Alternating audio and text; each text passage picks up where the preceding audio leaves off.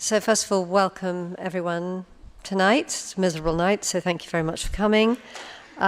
Just to remind you to turn on your microphone when you've invited to speak and turn it off again afterwards. We hope we'll have time to hear from the Chair of Overview and Scrutiny after the leadership team have asked their questions, and also to the leader of the Labour group should he arrive. And I don't think we need to make introductions because you've got name passes in front of you.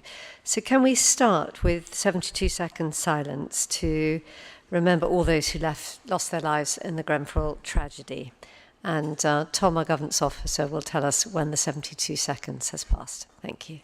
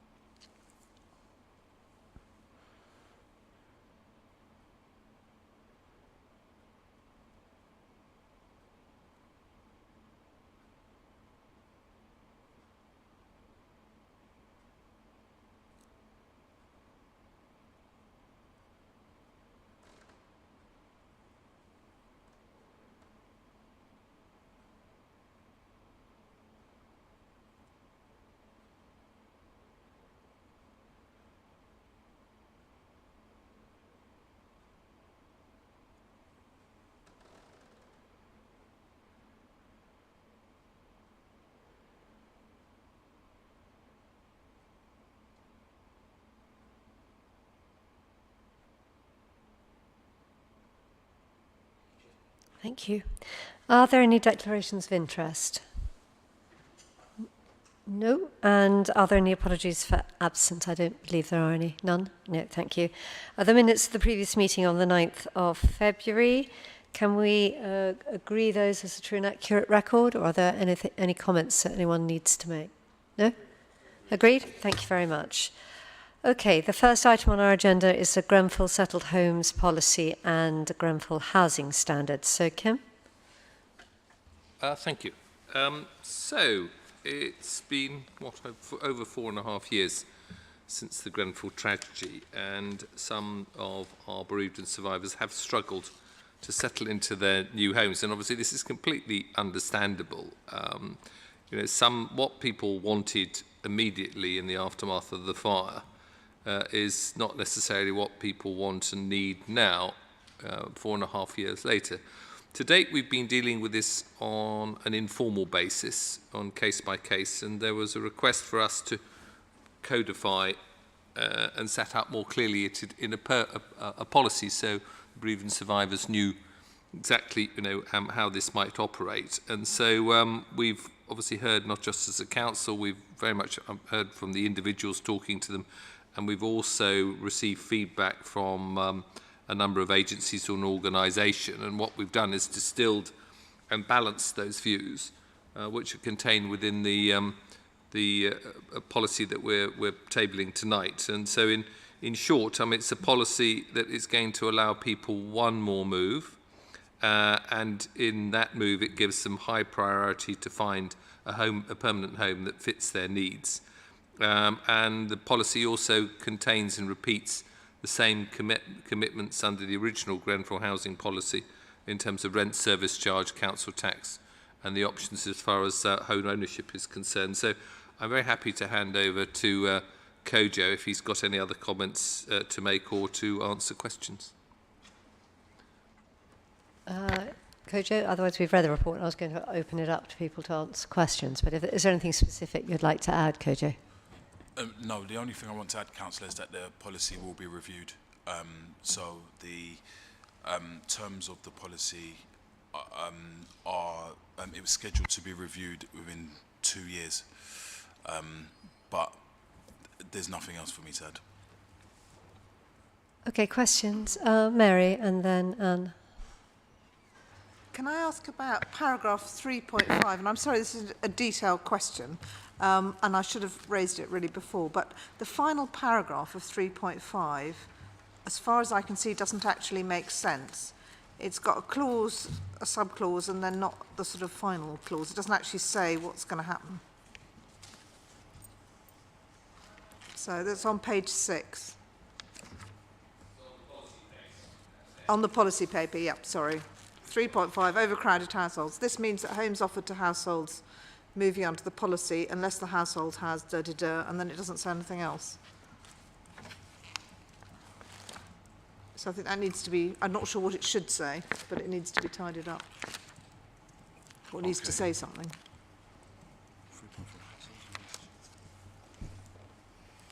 Apologies, Councillor. Give me a second, please. Sorry.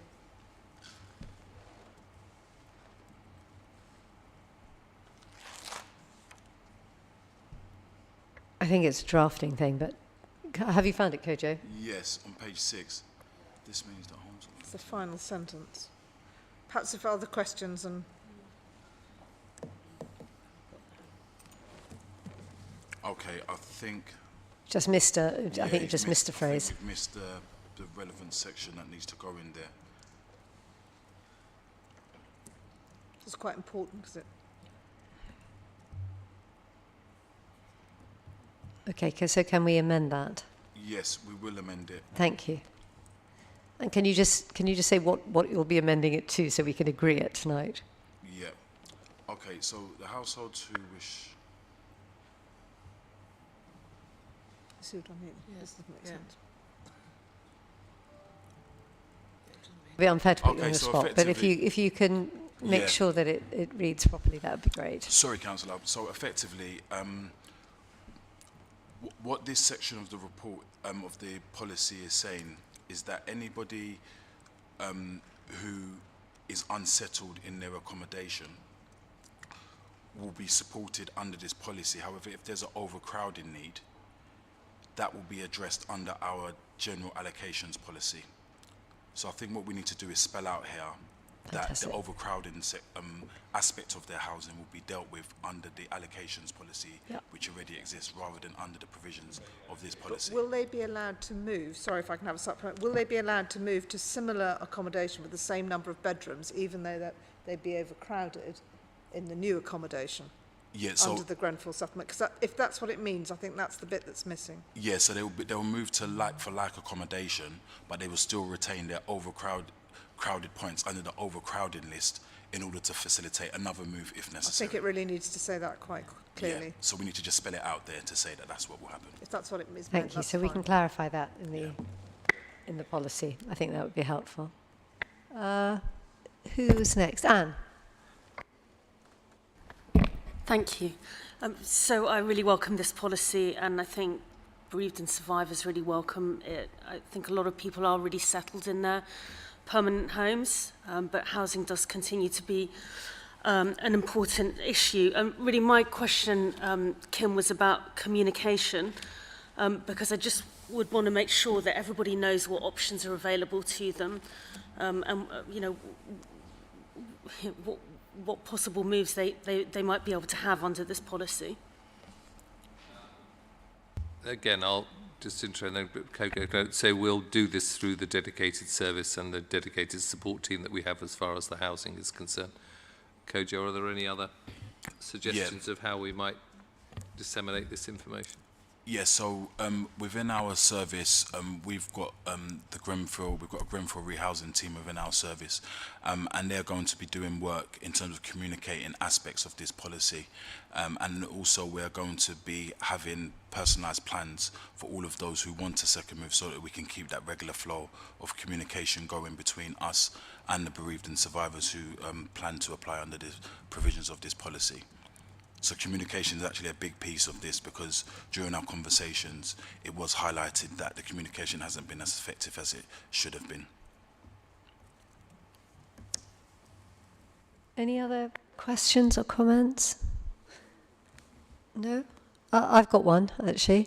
When Kim and I met GU a couple of weeks ago, they expressed some reservations about this, and I just want to know whether we've taken into account what their concerns were, whether we've agreed or disagreed with them, but whether we've actually gone through and really thought about the points that they were making.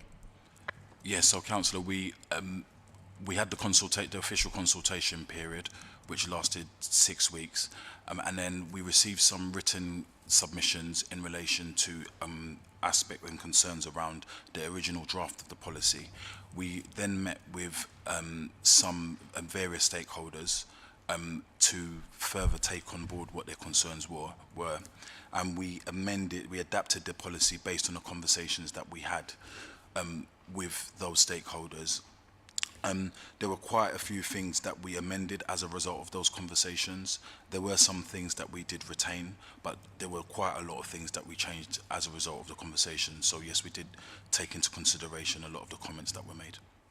Thank you. Kim?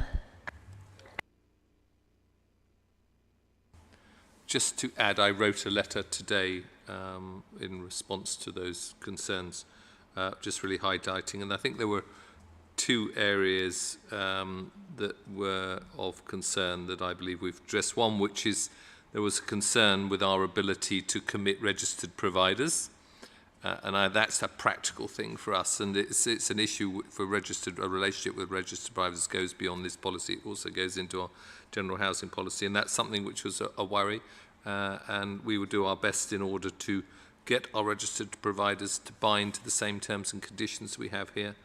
And the second area was on children.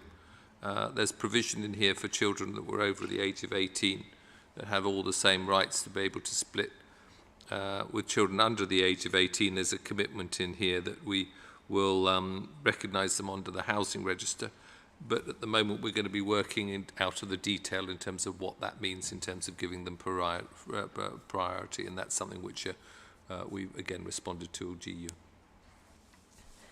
As there aren't any other questions from the leadership team, is there anything from the OSC, Mary-Therese?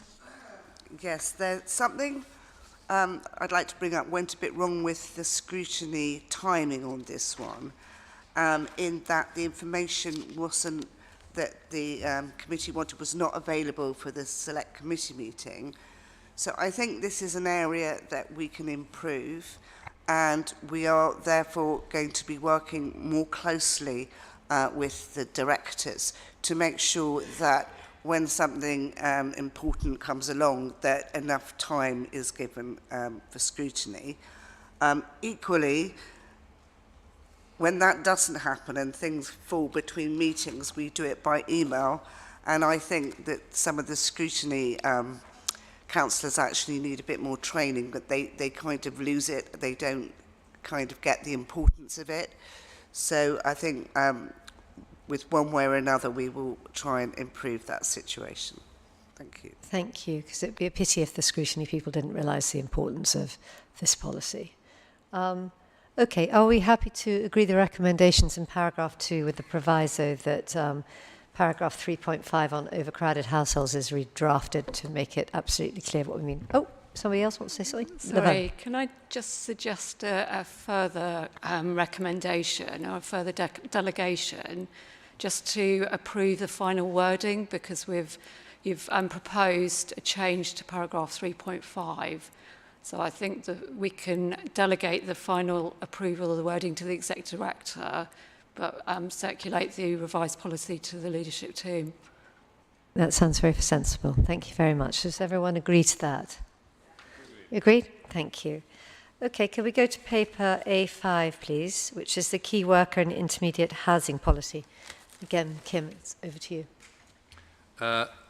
Thank you. Yeah, I'm really pleased to present this key worker policy tonight, because as we all will agree, I mean, the key workers that we have working in our borough are absolutely crucial, you know, to deliver of our important public services, and they were very much an integral part of that support as well during the pandemic, and that's something we've got to be eternally grateful for. So we had a pilot scheme, you may recall, on this, which had an overwhelming number of applications for a very limited number of spaces. And that actually threw up a number of really good points as far as our own experience, which led through in terms of our consultation to come up with the policy that we have here. From the initial pilot, we've expanded the number of people that we had that would qualify to this. The initial pilot was both health and education, and with here we've now added fire, care work, childcare, police and social workers in it. Still a much shorter list than the mayoral list. I think given the numbers of homes that we have and the challenges we have to provide key worker homes, we'll keep it relatively modest, although, based upon our last pilot scheme, we did get a lot just from 2 categories.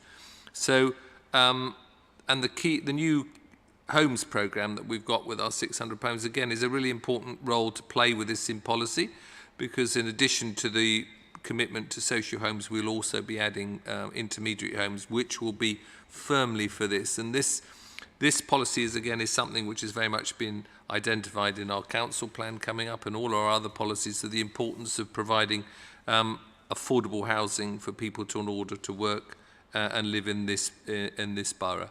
So again, I won't go on anymore. If there's anything Kojo wanted to add, if not, we'll go straight to questions. There's nothing for me to add, Kim. I'm happy to take questions on this. Thank you. So who's first with a question? Jem, then Catherine. Thank you, Kim, and I also welcome this. I think something that we picked up on at our recent care fair, where we were trying to link people to opportunities in the care sector, is that coming to the borough is one of the difficulties that a number of the care workers have. Obviously, the employers are actually our residents through their direct payments, and something that would make their life that much easier is to have their care provider in their neighbourhood, effectively. I suppose my question is really around how this sort of rolls out over the years. Have we sort of taken into account inflation and sort of wage changes over the next few years? I know we've started at 25,000 per annum, but is that going to be fixed in perpetuity, or will we be reviewing it every few years? Thank you. Thank you, Councillor. So we will be reviewing wages and inflation.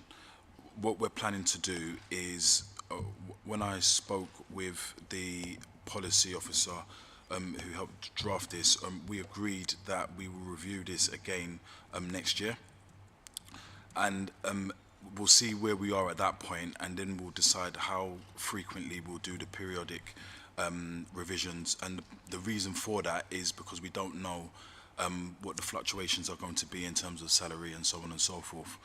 But yes, in answer to your question, we will be reviewing it in line with inflation and salary changes. Catherine. Thank you.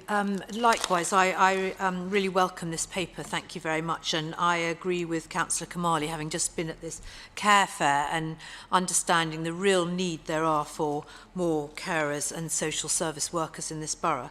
My question was really about the ranking. I mean, it's very interesting how you've gone through the analysis of how you propose to look at the ranking of who are going to get these houses.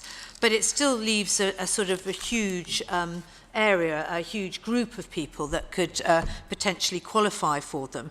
And as Kim alluded to, I know the houses that just came up in Kensal Road, I think there were 14 units, and I think you've had about 300 applicants. So I just wondered how, I mean, when you look beyond what you've already put in this paper, how on earth you're going to manage that really, really difficult problem of choosing who is actually going to get this key worker housing.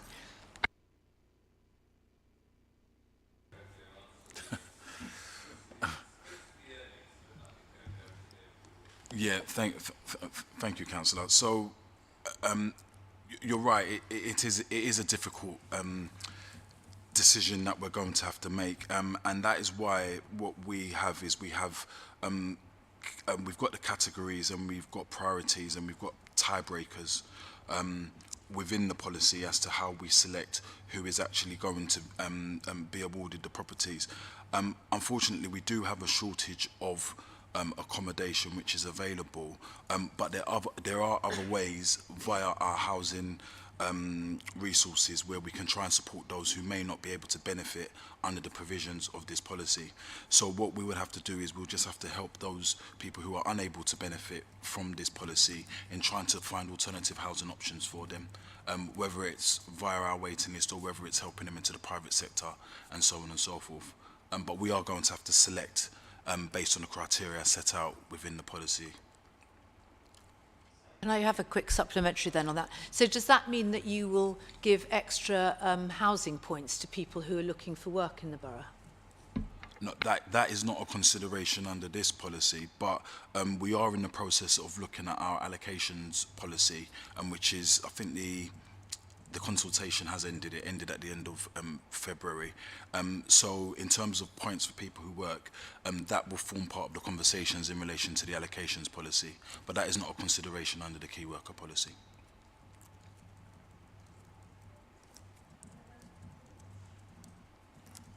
No, nothing else? I've just got one question. Kojo, so if you have a job, right, and then you leave KNC because you get promoted, or still might be quite on quite a modest salary, what happens then? Do you immediately lose your home? So if you're in a key worker a property which you've obtained via the key worker policy, so if the accommodation is tied and the policy is tied, so if you actually leave the employment, then those properties are reserved for people who qualify under the criteria of the policy. So you would have to be accommodated elsewhere. Okay, and how long would you get to figure that out? I mean, a month, 2 months? What's the... Yeah, so each individual case will be assessed on its individual merits. The policy itself, in terms of the people who qualify, they will be reviewed on a periodic basis. I think it's actually in the policy. I can't recall the exact time frame, but I know that it will definitely be under regular review to ensure that there are not people in the properties who maybe got jobs which don't qualify under the scheme, and those who are waiting can benefit. If you give me some time, I can find out exactly what the review period is, but each person will be I thought the review period was 3 years, but I was just wondering what happened within that 3 years, if your circumstances had changed, or do you wait for 3 years so you know you're okay for 3 years even if you've taken a different job? That's what I didn't understand. No, so what will happen is periodically there's the long-term review, but there will be incremental reviews in between. So I think it's an annual basis. Their circumstances, they will have to confirm that they still have the same circumstances, and if they don't have the same circumstances and they've sourced alternative employment, then we would be looking to retrieve those properties to provide to other people who may qualify under the provisions of the policy. Thank you. Mary and then Emma. I think as we've the discussion has indicated, this is a very complicated piece of policy with potentially unintended consequences. So I was wondering if we could be assured that there'll be a very close monitoring and reporting on the outcomes of this. I mean, for example, should we ask people at the end of 3 years or the end of the first year whether it's affected their desire to move job and so on, or has it limited their employment opportunities, because that would be an unintended consequence. And I just think, I mean, it's not entirely clear, the aims of the policy actually aren't articulated incredibly clearly, but we need to judge it against something. And I think really it should be reported after a year and annually how successful this has been in order to carry on with it. I think that sounds a very good recommendation. I think it's an excellent recommendation, and I hope Councillor Mary-Therese is listening in terms of possible direction as far as our scrutiny committee. That might be something that's worth looking at in terms of the effectiveness. I mean, I really do take the point that it could throw up difficulties. If somebody's in employment, it might be a barrier for them moving to the extent that they would lose their home. But we mustn't lose sight that the whole point of this policy is to provide affordable homes for people working in RBKC. And I think Kojo has already mentioned that in each time, when there will be changes in circumstances, that's something which, as we do with our own housing allocation team, we'll do in a sensitive way, take into account their circumstances. I'll be brief. Yeah, I wanted to agree. I know how incredibly difficult this is, Kojo, and how much thought and work has gone into it, and it's not a science. I know it's not formally codified in here, but I wondered, in a situation where you had two nurses, one who had a very strong local collection, perhaps grown up here and had family here, and one who arrived from Huddersfield, no disrespect from anybody who's from Huddersfield listening or in the room, I literally put do you think we would be perhaps be able to prioritise the person with the strong local connections? Because it is something we hear from residents, you know, that that their children grow up and they have to go elsewhere. Yeah, so Councillor, what we have is we have specific criteria which we consider, which work similarly to our allocations policy. So there are people, for example, who they may qualify under the provisions of the Homelessness Act, but they've only been here for 8 months. And there are other people who, under the Homelessness Act, who have been here for 5 or 6 years. So it works in a similar way with this policy. So what we've tried to do is mirror what we've got under our existing policies to just try and create that level of consistency. Thank you. No other comments, questions, Mary-Therese? Again, this went to the Housing and Community Select Committee, and they asked for more information about the consultation which they received. Thank you. Thank you. So I suppose that before we agree the recommendations on paragraph 2, the point that Mary raised and that we agreed to, that we need to look at it every year, does that have to be... Levan, help me here. Do I have to say something about this, or do I just hand it over to Mary-Therese for the OSC to look at? The leadership team can indicate as part of the decision that they should, it should come back for review each year. Okay, so can we agree the recommendations in paragraph 2 with the proviso that that it comes back every year so we can have a look and see how it's going? Yes, agreed? Thank you. And can we now turn to A6, which is the strategy for youth violence and exploitation? So this is going to be a really brief joint header between Josh and myself, because this is very much a shared piece of work. Colleagues will recall that back in 2018-19, I realised when I was doing Josh's job that this was becoming a really big issue for residents and young people. We were quite early into putting extra money into this area and taking what is commonly known as a public health approach in partnership with our colleagues in public health. So really, this strategy builds on that. I think Josh will say a little bit more about the detail, but I just wanted to underline how important it is that we all focus on this. It's really difficult stuff. There isn't simple solutions, but I think by having a strong strategy and keeping that focus front and centre, we will make progress.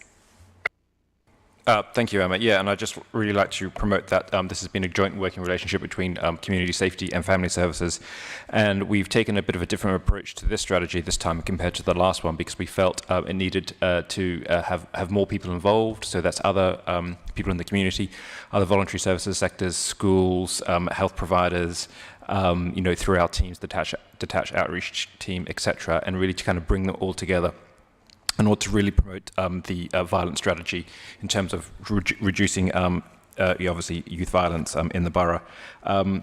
It's been to the Family Services Select Committee already. They did recommend some actually really interesting things that we forgot about. For example, schools and those providers weren't mentioned or referenced, so that was excellent scrutiny from that.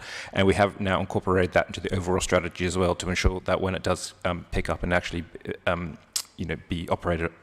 become operational, that all those providers are aware of the process. So, any questions on this? Any comments? Anne. Thank you. So I wanted to ask a question about the role of the voluntary and community sector in delivering against this strategy. And I see that you've had various workshops with community representatives, but could you just tell me a little bit more about how you plan to involve them? And I can think of quite a number of organisations which would really play a key role in reaching some of the youth who are affected by this issue. Thank you, and that's a really good question, because I think, as we say somewhere in here, this is everybody's work, and it is very much working with a very large range of partners. But I know that we've got Stuart and Sarah and Stacey, oh my God, Stuart, Sarah and Stacey, over there, who've all been very closely involved in the work, so I might ask them to just address that question in more detail, or address that answer, I should say, in more detail. Yeah, thank you, Emma. So yeah, just to touch on the voluntary sector involvement, we've got a serious youth violence professional network that we meet with regularly that's got really good attendance from our youth service providers as well as Young and K&C. So we have quite close relationships with them and meet with them regularly. We've also talked about the draft strategy with them, and also we'll be taking the final strategy to them in a future meeting. But we also have quite operational close relationships, whether it be through some of those services that we commission, but also actually when we respond to critical incidents or the risks and harms around individual young people, we're very good at getting all those different services, whether they're statutory or the voluntary and community sector, involved in the discussion and thinking about how we can support that family and young person, whether that be in their community, in their school life, or you know, within their family home and the whole setting. So we have regular communication, but we also involve them in the stakeholder discussions and thinking about what we should prioritise as part of this strategy and the delivery plan. And we very much hope that they'll be involved in looking at how we're achieving the things that we've set out in the delivery plan, how that should be you know, looked forward and developed as we go on, because it is, I'm hoping this is a live document that will continue to develop and respond to the risks and the harms that we see in the borough. Thank you. I would just add very briefly to that to say that we've also engaged with the faith communities as part of the developing of the plan, and that will be an ongoing dialogue with the faith communities and the role that the faith communities can play in delivering the strategy as well. Jem. Thank you. I mean, it's obviously really disappointing that we need to have this at all. It's great that RBKC is ahead of the country and that we're doing something that isn't statutory here. We've obviously clearly been let down by the London Mayor. But my question really is around the document that you mentioned coming through, getting royal assent in 2022. That will obviously mean we'll probably have to review what we're offering just to make sure that we're in line. But will that also then mean that the government will offer funding accordingly? Or will we continue to have to provide it ourselves from our own funding sources? Thank you. Thank you, Jim. Yes, that's right. So as you may know, your portfolio offers £1.187 million in public health money, in addition to support the strategy itself. In regards to the specifics of the new Act, I'm sure one of our officers would be able to describe or help us with that particular factual question. Sarah. Thank you. So my understanding of the requirements of the Act is that it's the local area partnerships who will be responsible for addressing youth violence. So we'll be expecting police and health partners to be contributing to how we address this. Now, whether it comes with additional funding or not isn't something I know off the top of my head, but it's certainly something we can be lobbying government for. Thank you. I'd like to just make one comment, which I think the whole thing about the role of the council to lead the coordination, though it's a whole systems response, seems to be a theme which is actually running throughout all the papers this evening. It's about our convening power and getting people together and doing it with people, not merely taking the responsibility for ourselves. However, I'm just interested in the £1.187 million. What does that go towards? Because it says it includes a continuation of the detached and outreach team and additional in the targeted gang initiatives. What else is it going to be spent on? Yes, so it funds, there's 3 different services within community safety in addition to the detached and outreach team. So that includes part of, we fund St Giles Trust to deliver some specialist casework for us, as well as Safer London, as well as some internal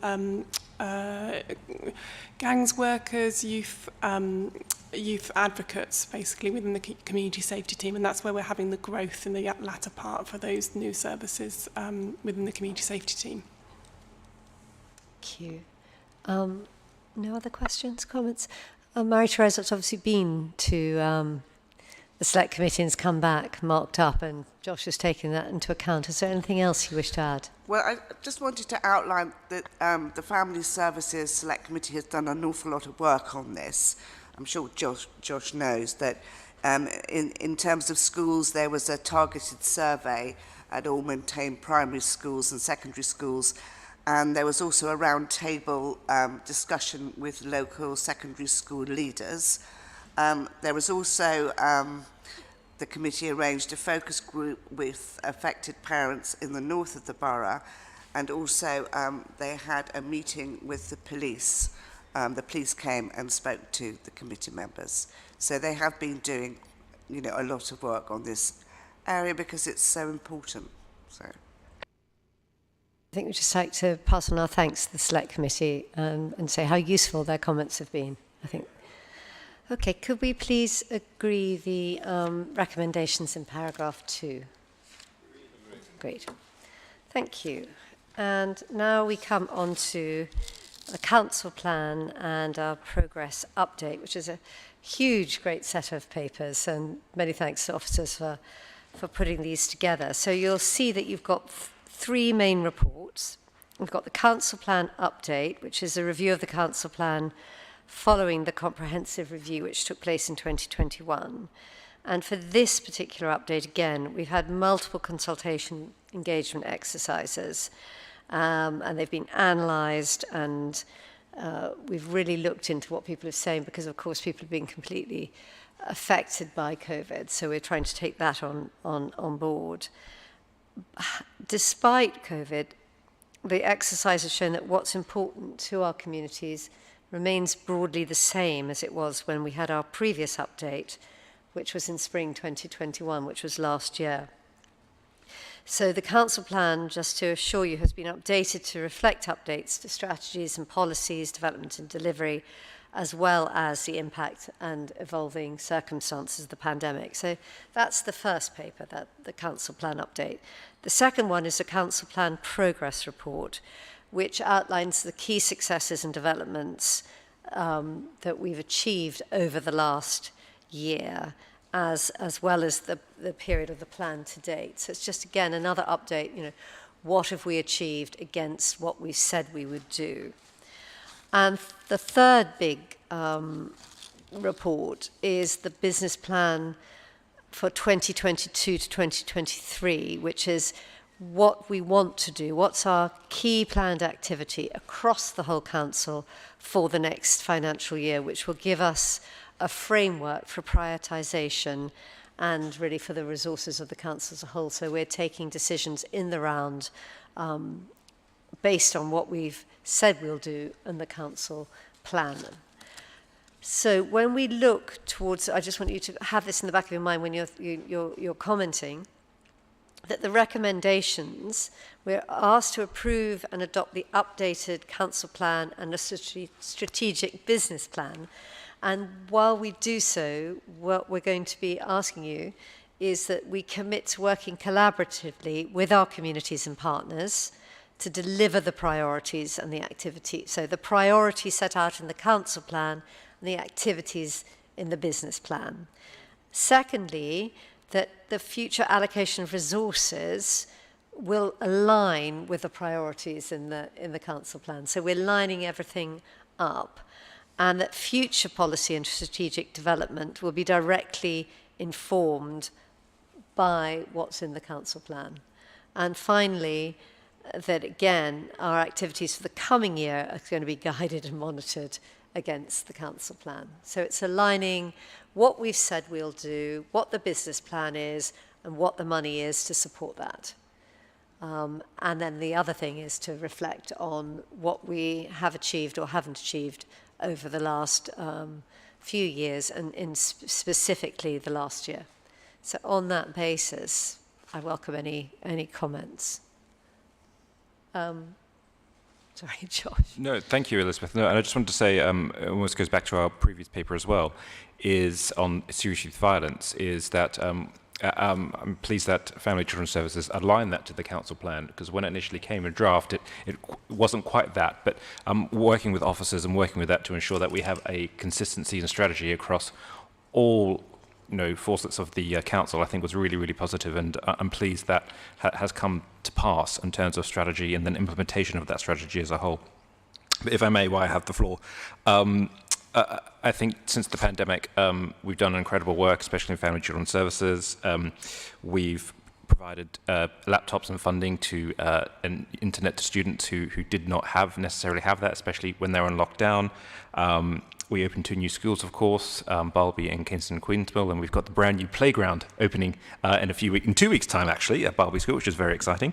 And also, which is really interesting, I'm sure like Johnny would love this too, is that we've got £8 million of greening our schools coming up as well. So that's incredible, and how this council's committed to our net zero commitments, and while also making that sustainable in line with our council plan. Johnny? Yeah, well, first of all, I want to pay tribute to all of the officers in the Chamber and beyond who have helped us put together such an excellent council plan and helped us deliver some of our goals in terms of the progress update that we've got in front of us today.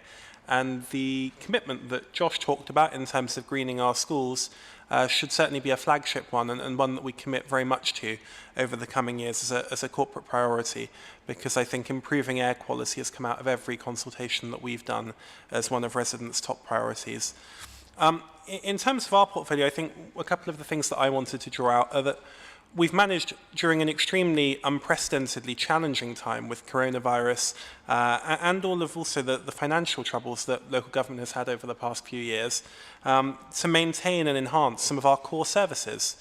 So over the past couple of years, we've renegotiated our waste contract, one of our highest profile contracts, and made a saving of £1.5 million, whilst protecting those twice weekly bin collections that we know come up on doorsteps every day when we're knocking on doors.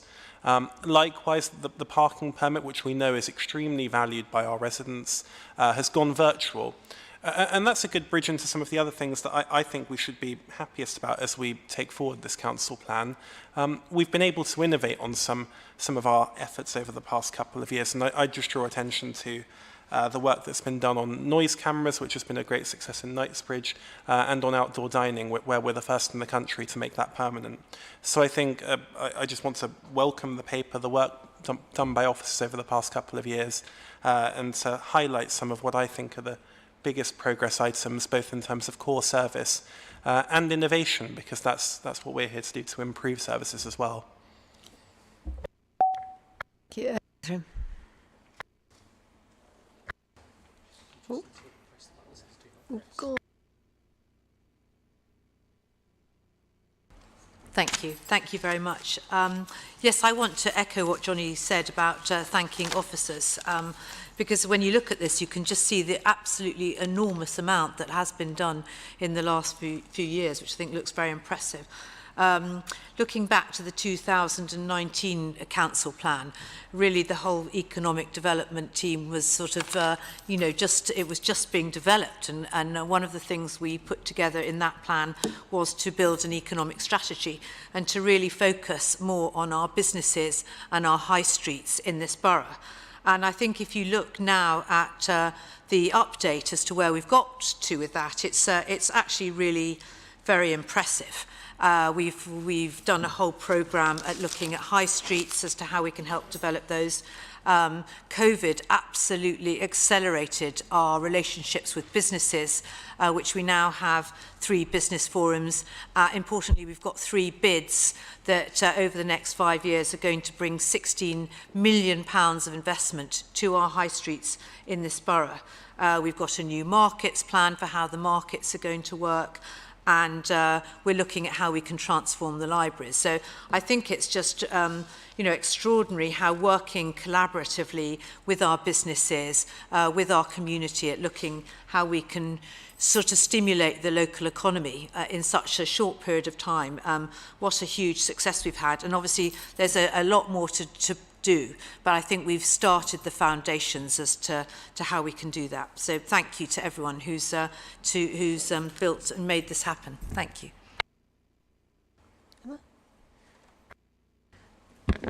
So I think actually what I really want to do is apologise, because just looking through this again, and particularly with Terry here, what I think the sort of the unsung hero of COVID was our green spaces, which we all know our residents, you know, they were absolutely vital to people's mental health and well-being. And I was with someone only yesterday who was telling me how amazing Holland Park is and how useful it is. And I'm not sure we've quite drawn it out as well as we should. And so I want to apologise, I think, for that.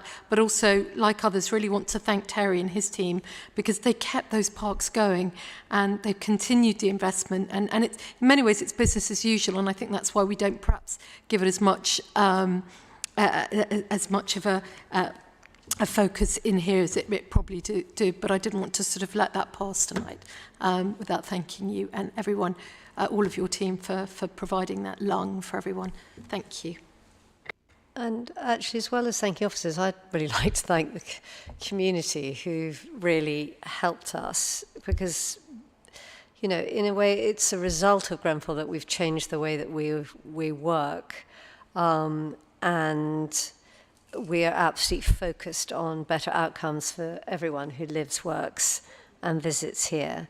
And actually, our 2019 vision was shaped by the changes that we knew we had to make after Grenfell. And then, of course, after Grenfell, we've had COVID, and our residents and our businesses haven't just had to contend with just the economic effects, it's also its impact on mental and physical health. And now we've got a rising cost of living. So although we are building on many strengths, we do have to appreciate that there are huge challenges ahead. Having said that, as it says in the council plan, we will be investing £600 million in our council homes, in our schools, streets and public spaces.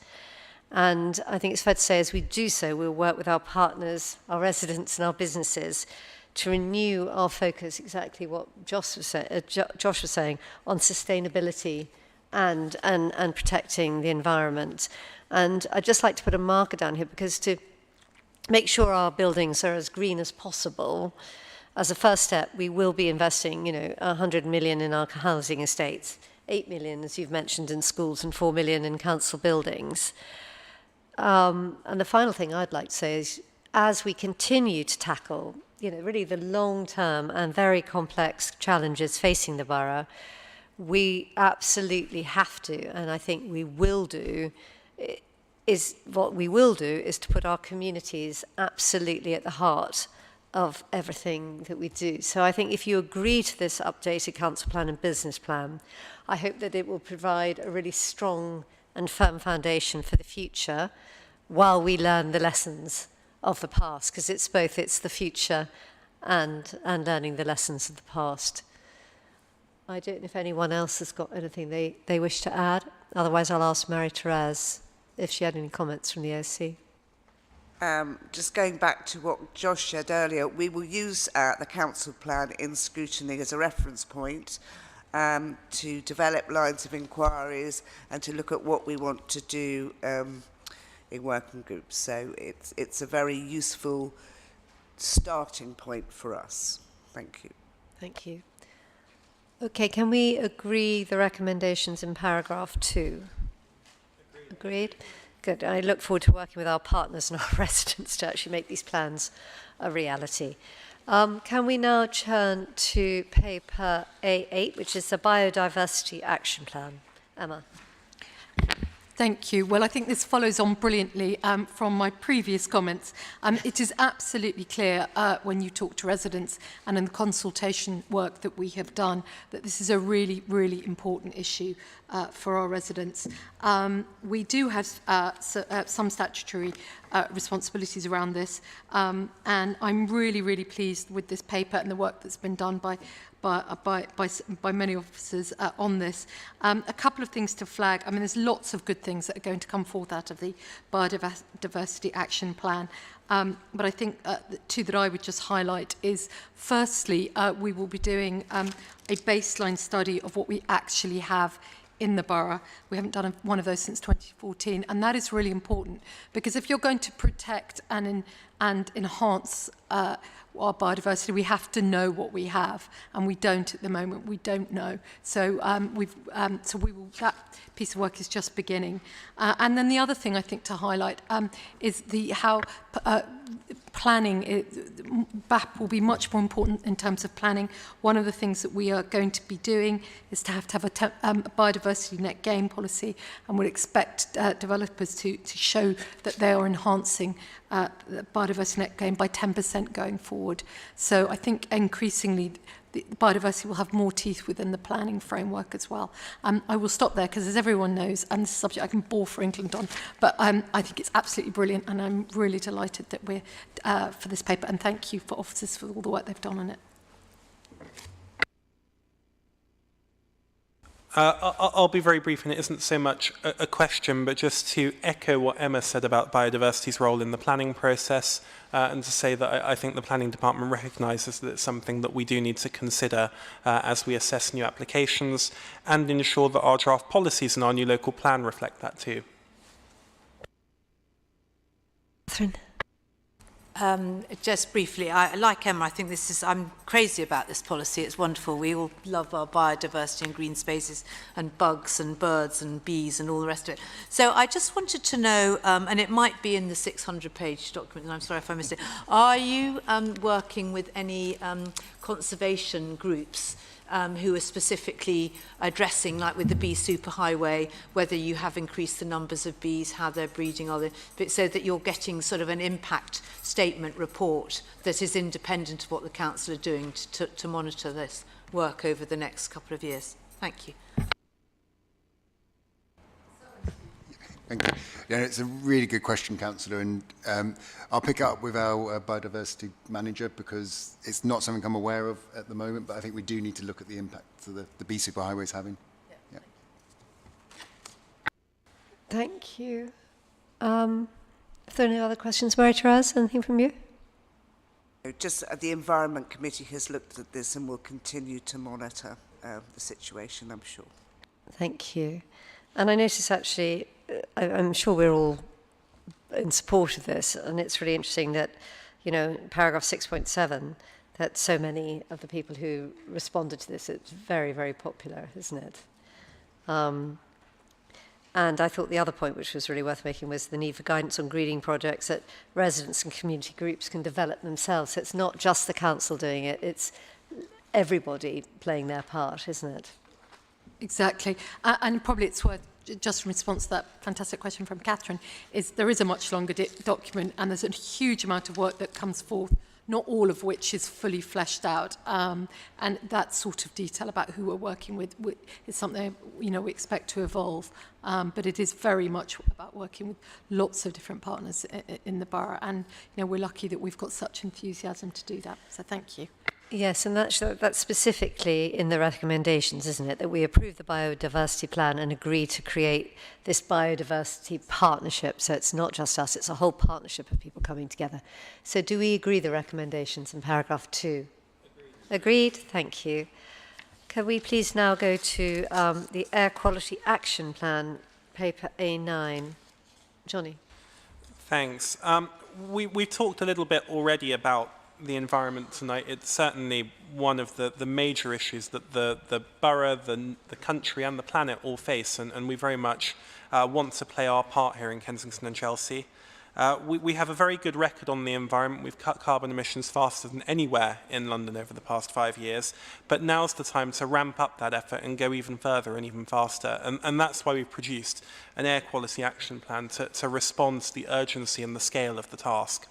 I'm particularly encouraged by the fact that 86% of people strongly agreed with the vision set out in this plan. It's been emphatically supported by our residents, and we've heard already tonight that putting communities first is going to continue to be at the heart of everything that we do. It's an ambitious document that covers a whole range of things, and I'll leave it to questions, and I know that everybody here has read the appendices, long though they are, and I like to think commensurate with the profile of this issue within the council. But I'm very happy to take any questions and hope that everybody will endorse this fantastic piece of work that Sue, Terry, Becky and lots of others have put together over the past few months. It is actually a massive bit of work, and thank you also for arranging the sort of away day to look at it, so we had time to really consider it in detail, because, as Johnny said, it is a massive report. I've got one question, which is may not be a very clever question, but it says the recommendation that we approve it subject to GLA approval. Why is that? Well, I should have said it's a statutory document. And so the Mayor of London and the Council have to agree it jointly, and so we very much hope to receive that sign-off shortly. And actually it is an important point, because when we talk about the scale of the climate emergency and our work to improve air quality and the task ahead, partnership working is going to be essential. Whether that's the Mayor's office, national government, businesses, the voluntary sector, landowning estates in the borough like Cadogan, all of these sorts of institutions and people, and everybody individually, even at the micro level in your own home, we all have to work together on all of this, not least as the cost is enormous, and we will have to share that cost together, because we all have an interest in cleaning up the air that we breathe and improving air quality across the borough.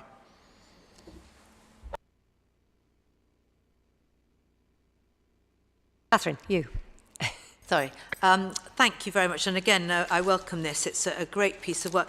Just on 6.9, you mentioned that that people wanted to have more information, and there should be sort of some printed or online document about how to actually improve their houses, how to improve their cars, and how to improve sustainability.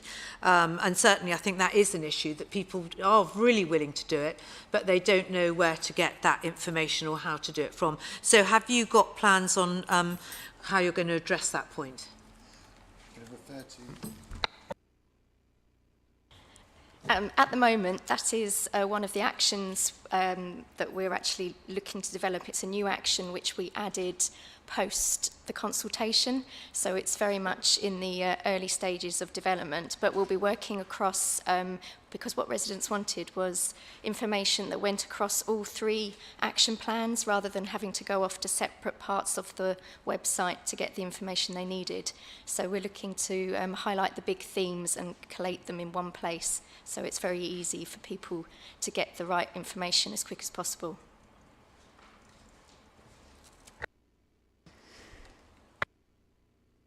Yes, thank you. Again, can I just say this is an excellent report. On 8.3, there's a reference to the Council allocating £14 million for deep retrofit projects to schools. And I just wondered if you could give an outline as to what you think the timing is likely to be on that, over what time frame. Thanks, Kim. That's a really good question, and it may be that officers want to add to this, but my understanding is that we hope to be on site in the first couple of schools this summer, and to build momentum so that we can start retrofitting our schools as soon as possible. Terry, Sue, Becky, is there anything you want to add to that? Yep, so I think that's in the next, that's in the Climate Emergency Action Plan, isn't it, the 8.3 I think you're referring to?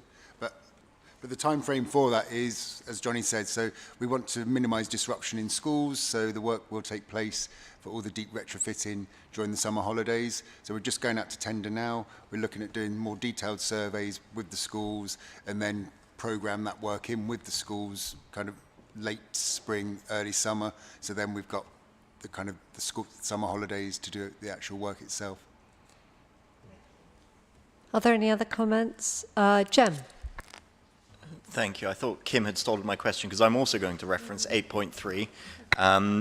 But it's around the public health taking sort of a whole council approach by investing in air quality and making sure it's cleaner, targeted obviously at our schools where youngs are youngest. My question really is that we sort of highlight that 90% of the particulate matter of PM10 and 2.5s are coming from outside of the borough.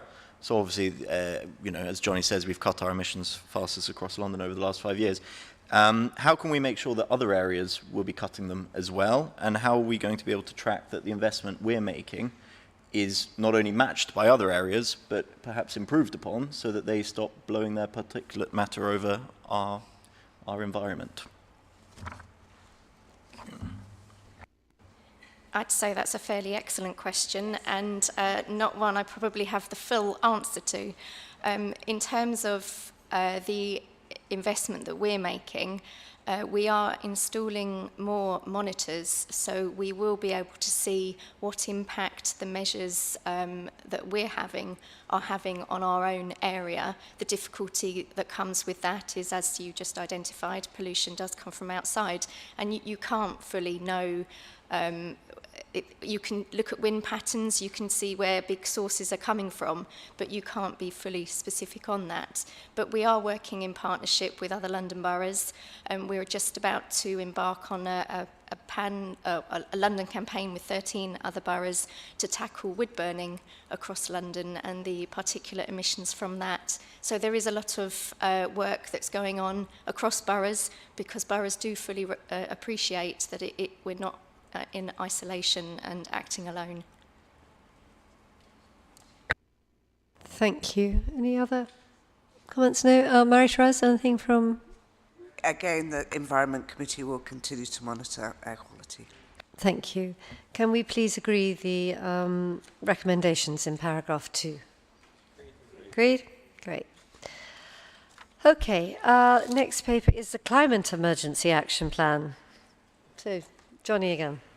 Thank you. Well, this follows the Council's unanimous commitment towards or rather declaration of a climate emergency a couple of years ago. It sets out further actions that we're going to be taking to tackle the climate emergency and continue that strong record we have in this borough on environmental issues. I think across the Council and throughout the Green Plan, which is referenced here, there's a lot of work happening. A lot of it is very good work. For example, some of the work that we're doing on solar panels and making it easier for residents to green their homes, and hopefully forthcoming work on things like double glazing in some of our heritage buildings, as well as all of the things that are happening around reducing reliance on motor vehicles, making sure that we have walkable neighbourhoods, that we encourage cycling and try to balance the needs of all of our road users across the borough. And again, just as before, we have nearly 80% support for our vision in this document, so something that our residents appear to strongly support. And as I should have before, I'll just welcome the work of the Environment Select Committee this time around, as I know that Councillor Pascal's probably watching at home and takes a very, very close interest indeed in these matters. Didn't you win some award or something for electric chargers? No? Not yet. I retract what I was going to say. Are there any comments? Anne? Thank you, and thank you, Johnny. And actually, I was going to ask a question about practically what it means for our residents, because Johnny came yesterday to speak to the Residents Association in my ward, in Abingdon ward. And one of the questions was, well, what does it mean for me? And this particular resident he lives in a mansion block, and there's some quite big implications for a mansion block that has communal heating and boilers, and he was sort of sat there sort of thinking, well, what's going to happen to me, and what am I going to have to do to support this policy? So what are we going to do to help people like my resident with what he needs to do to help us achieve these goals?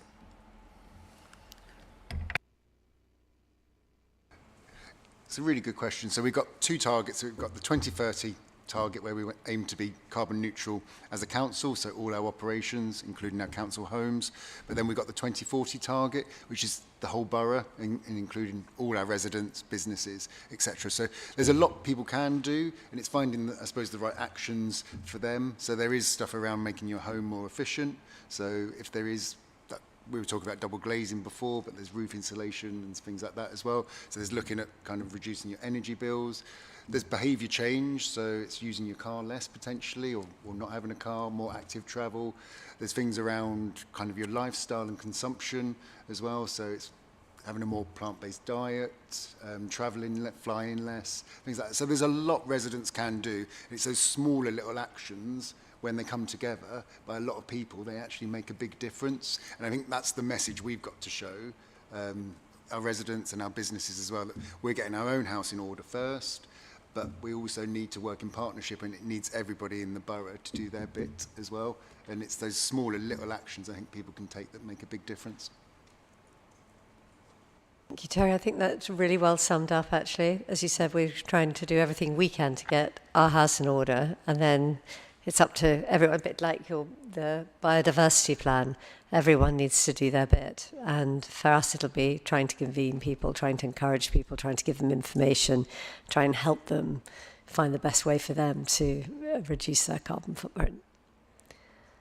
Okay, I don't see any other comments or questions. Marie-Therese, I think. Just to echo what Johnny has said, that Councillor Pascal is keeping a very close eye on net zero carbon 2030 and carbon neutral 2040.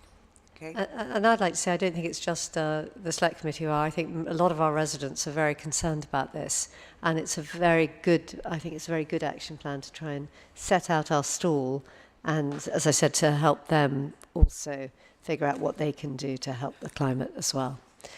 Okay, thank you very much.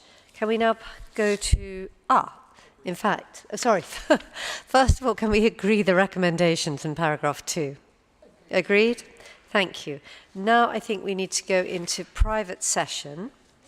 So we'll wait 2 minutes while we turn the recording off, while we exclude any press or public, of whom I don't think there's anyone here tonight. But we'll turn off the recording.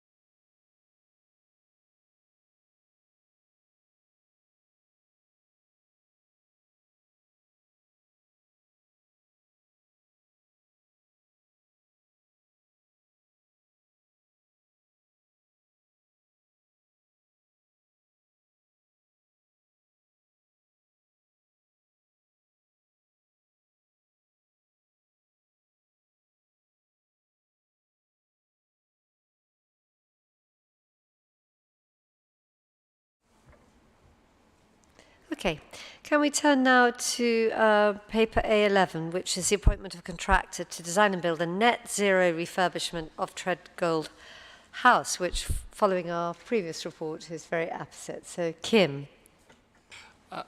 Yes, just for those that are feeling deja vu, I don't feel necessary to go through the introduction to this, but I think I was just really finishing off my introduction about this estate to say that what was important about this, that 87% of the households that live in Treadgold House voted on this scheme. We're very high, and we're really pleased to see that level of engagement. And of that 87%, 96% were in support of the refurbishment plan that we're putting through. So it very much is working with our residents, and credit to James and to his team in order to do that. So it's our first step on our model estate. Thank you. And having visited Treadgold and looked at all the windows, I mean, I think it looks fantastic, all the designs. But I don't know if anyone else has any comments. No? Okay, I think it's such a good paper. No further questions or comments, James. Thank you very much. And Marie-Therese, anything from you? No? Okay, can we agree the recommendation? Very exciting that the design and build contract be awarded to United Living South for almost £7 million. We'll agree that? Thank you. Could we now go to A12? We've already looked at Part B. And Kim, over to you again. Again, I think this is a really great opportunity to do something slightly different. The car park that we have underneath the town hall has presented us with challenges, and the plan is that we wish to retain that car park, but in a reduced capacity. And it's a really great opportunity for us to support entrepreneurs and small businesses to flourish in this borough. And so, as I say, the proposal here is to a mixed use of the space that could be used for hospitality training academy, self-storage and some flexible workspace. And it will create training and employment opportunities. And it's very much in line with our social investment policy, where we look beyond just in terms of the revenue that we derived as far as our council assets are concerned. So it's important to record that car parking will also be retained and be adequate for the level of public and our own officer use. And the entry to the lease is going to be subject to satisfactory planning approval, because there are a number of issues, obviously issues with regard to operating this type of thing within a car park, and that needs to be completed. So I'm very happy to hand over questions which Anna can answer. Well, I think it's really exciting, and I think the brochure's the wrong word, but all the pictures which show what's going to be happening, the academies, it's really very exciting and very innovative. Catherine. Thank you. Thank you, Kim. Yes, I agree. This is a really exciting project. Kim and I went to visit the workspaces that by the same person that's going to put them in here, and they really were flexible. They had space for everyone who was making dentures, to sort of grinding coffee beans, to sort it. So I think it's a sort of space that we have very little flexible workspace like this in the borough, and will be incredibly popular to have this in such an excellent location. Likewise, the Hospitality Training Academy, it's actually a cooking academy, and we know there's a real shortage, a real demand from the hospitality sector in this borough for people with the skills that they're going to be able to learn there. And then, of course, self-storage. Normally, you've got to go a lot further out of the borough to be able to store things. So I really think it's very exciting. So with my sort of business and innovation hat on, I think this is great. With my Camden Ward councillor hat on, I come back to the point you just made, Kim, about it's being subject to planning approval. And I think planning must look very carefully at the venting for the smells coming out of the hospitality training school, because obviously there are residential properties very close to that. And also, I think that planning need to look carefully at the really specific plans about light and just the quality of the space to actually work in, because, you know, is in a car park, and we don't want people to be working in dark, sort of not very attractive spaces. So I just wanted to flag that up, and I'm sure planning will, I will look very carefully at what planning permission comes through for that. So thank you. Johnny? Yeah, well, really just to confirm that, I think the planning department does recognise those issues and will want to properly scrutinise them once an application is received. I also wanted to trumpet I think there is some benefit in relation to transport here as well. There is a corporate and really London-wide priority of kind of reducing reliance on motor vehicles and a potential reduction in car parking spaces in the centre of the borough, in the heart of Kensington, may be no bad thing as we set about reaching that goal. So just to flag that. Any other comments or questions? A very exciting project. Nothing from you, Mary-Therese? Can we agree the recommendations in paragraph 2 then? As I said, I think it's a really exciting project.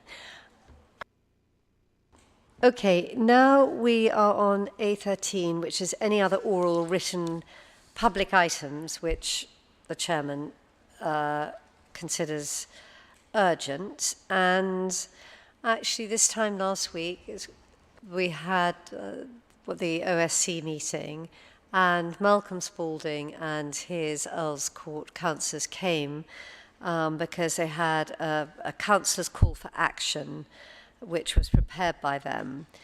And I'd just like to pay tribute briefly to Malcolm, because he was a very decent person with a big heart and loads of energy, and absolutely 100% committed to Earls Court and the residents there. And there's not much that Malcolm didn't know about Earls Court. So I think it's a really interesting that the whole call for actions and the recommendations that he would have said.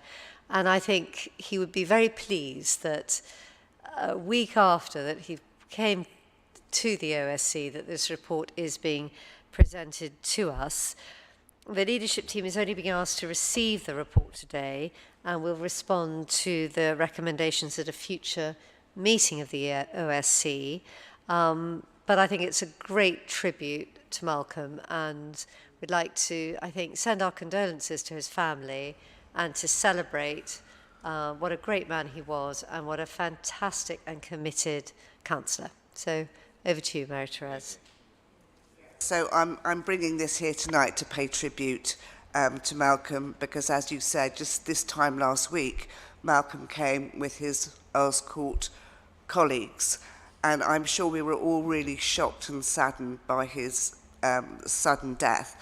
And as you say, Malcolm was very committed to the residents of Earls Court. Everybody knew that, and I would say he was at his best last week when he presented the call to action. All three Earls Court councillors were there.